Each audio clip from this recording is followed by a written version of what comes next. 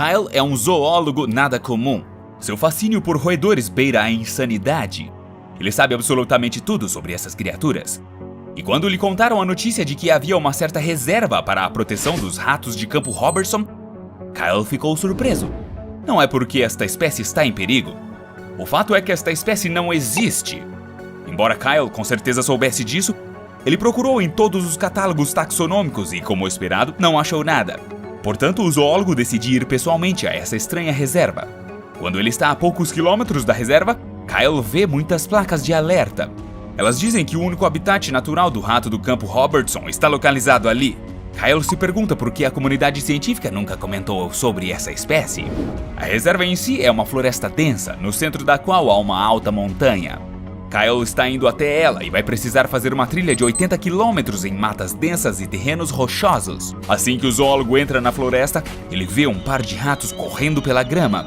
O experiente Kyle consegue determinar com precisão o tipo do roedor pelo seu chio e cor. Mas desta vez o zoólogo não consegue ter nem ideia de qual espécie se trata. Ele nunca tinha visto ratos assim. Depois de caminhar mais adentro na floresta, Kyle consegue capturar alguns ratos. Como o zoólogo também estava realizando pequenos estudos genéticos em seu laboratório doméstico, ele decide levá-los para casa.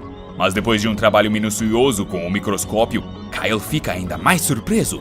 Todos os indivíduos são geneticamente idênticos. Não, eles não são gêmeos, mas 5 espécimes idênticos. Essa descoberta desperta o interesse de Kyle e o leva a voltar à reserva. O zoólogo demora vários dias para chegar à montanha. Cada noite que Kyle passa na barraca, há mais e mais ratos Robertson ao seu redor. Em certo momento, Kyle começa a achar que estão caindo do céu. Então o zoólogo vê que ele não está divagando, os ratos realmente estão caindo do céu. Quanto mais perto da montanha Kyle chega, mais ratos chovem. Alguns segundos antes do anoitecer, o zoólogo ouve um som forte e penetrante, parecendo um tiro. Quando os ratos começam a cair muito perto do zoólogo, ele descobre que os roedores estavam saindo de um objeto semelhante a uma bola de canhão. Kyle quer levar o casco com ele e então fica ao seu lado durante a noite. Mas pela manhã não havia mais nada do achado, a bola tinha virado pó. Quando Kyle chega à montanha, ele vê de onde saem os tiros. Era um grande tubo de aço. Durante meia hora de observações, 2 tiros foram disparados dele. Kyle percebe que é muito inseguro continuar a pesquisa. Mas ao avistar a entrada da montanha, o cientista não hesita em entrar. Há uma rede inteira de canos entrelaçados esperando por ele. Kyle caminha por um corredor reto até chegar a um muro sem saída, no qual havia uma pequena fenda. O zoólogo tenta olhar através da rachadura, mas seus olhos se distraem com seu nariz, que caiu no chão.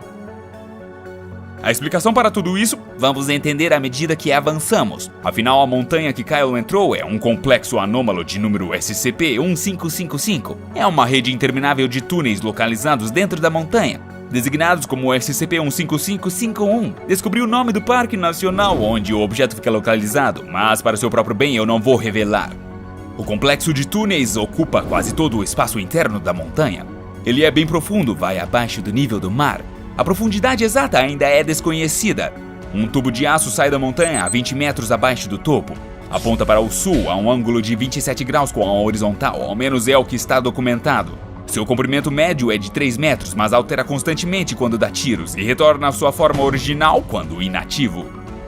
O calibre do canhão é o mesmo de uma howitzer de 155 mm. O alcance de disparo também corresponde ao desta arma. Os projéteis que saem do tubo de aço são designados pela equipe da Fundação como SCP-1555-2. Não há regularidade na frequência dos tiros. Eles ocorrem em intervalos aleatórios de tempo.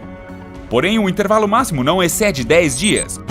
Todos os projéteis disparados caem em um pequeno vale localizado a 6 km a sudeste da montanha. Cada bola libera de 5 a 16 ratos de Campo Robertson. Os próprios roedores, além do fato de esta espécie ser desconhecida pela ciência, não têm propriedades anômalas. Curiosamente, 15% de todos os indivíduos são cópias genéticas absolutas uns dos outros.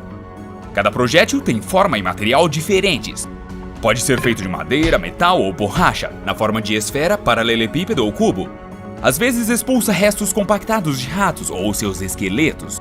Outras vezes pode não conter ratos ou não haver o próprio projétil. Nesses casos, os roedores são diretamente lançados para fora do tubo. As mudanças do material que constitui as conchas são geralmente acompanhadas por uma transformação do tubo, no qual surgem cristais de ferro de origem desconhecida. Para limitar atividades humanas ao redor do objeto, a floresta num raio de 80 km da montanha foi declarada como área de proteção ambiental. Em vez de nomear os ratos como uma espécie já conhecida pela ciência, por alguma razão o nome dado pela fundação foi Ratos de Campo Robertson, constante em todos os documentos. Este pequeno descuido começou a atrair a atenção de muitos cientistas, como Kyle, sobre quem falei no início do vídeo.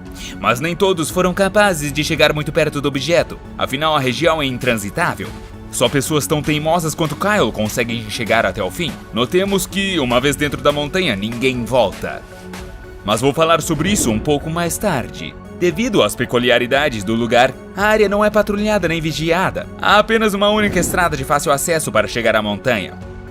Mas nela há um posto de segurança disfarçado de estação de pesquisa. Os seguranças geralmente distraem os visitantes e também explicam os sons dos tiros. Os funcionários frequentemente dizem que são aviões supersônicos ou trovões. O Departamento de Desinformação da Fundação atualiza regularmente as desculpas dadas. Além disso, a Força-Tarefa Gama 29, os Senhores da Montanha, diariamente fazem pesquisas da superfície da montanha. Apenas robôs e funcionários da classe D podem entrar na instalação. Esta decisão foi tomada após o trágico fim da Força-Tarefa Epsilon 12. Os agentes entraram na esperança de encontrar o agente Harris, que estava desaparecido. Ao custo de suas vidas, eles obtiveram fotos da estrutura interna do objeto. A primeira coisa que os participantes da Força-Tarefa notaram foi uma enorme rede de tubos. Havia uma infinidade deles, todos com ratos Robertson. A maioria dos tubos tinha válvulas com inscrições que indicavam o conteúdo interno. As paredes dos túneis subterrâneos tinham sua composição química em constante mudança, por exemplo, de concreto a metal em 1 segundo. Alguns dos tubos emitiam uma radiação cósmica de fundo significativamente forte, que depois provavelmente teria matado todos se tivessem saído vivos do complexo. Contudo, as causas da morte dos 4 agentes foram outras. A agente Beta foi morta por fios expostos que saíam dos canos. A alta tensão incinerou seu traje de proteção e então eletrocutou a agente. O Gama ficou em lugares com ar rarefeito e o agente foi congelado pelo frio. Quando muitos barris pegaram fogo em um dos corredores, o Alpha foi fatalmente ferido. Como resultado, o Delta ficou sozinho. Ele ficou sem saída e não teve escolha a não ser cometer suicídio. A pessoa da base que falava com os soldados via rádio só os informou que não conseguiriam sair no fim da missão. A força-tarefa tinha descido em um cabo de 1.400 metros. Mas pouco antes da morte do Delta, cerca de 12 quilômetros de cabo foram puxados de volta. E então os funcionários da fundação recolheram mais 60 quilômetros. Tudo o que excedeu o comprimento original do cabo era de material idêntico ao original.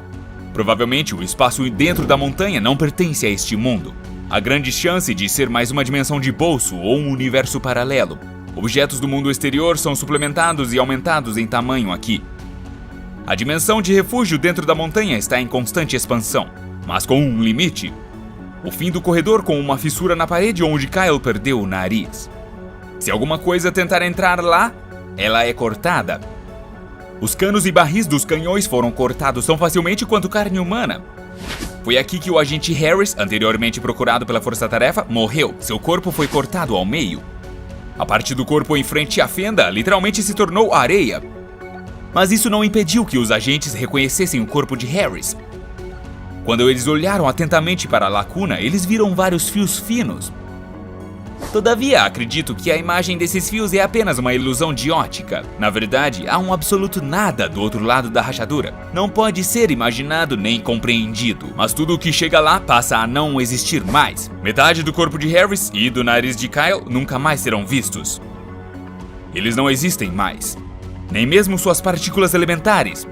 E eu acredito que este nada seja produzido por inúmeros reatores nucleares escondidos entre os tubos intercalados. E o maior mistério são os ratos. Eles são um subproduto do complexo subterrâneo ou são seus principais criadores? Ou são descartáveis como ratos de laboratório?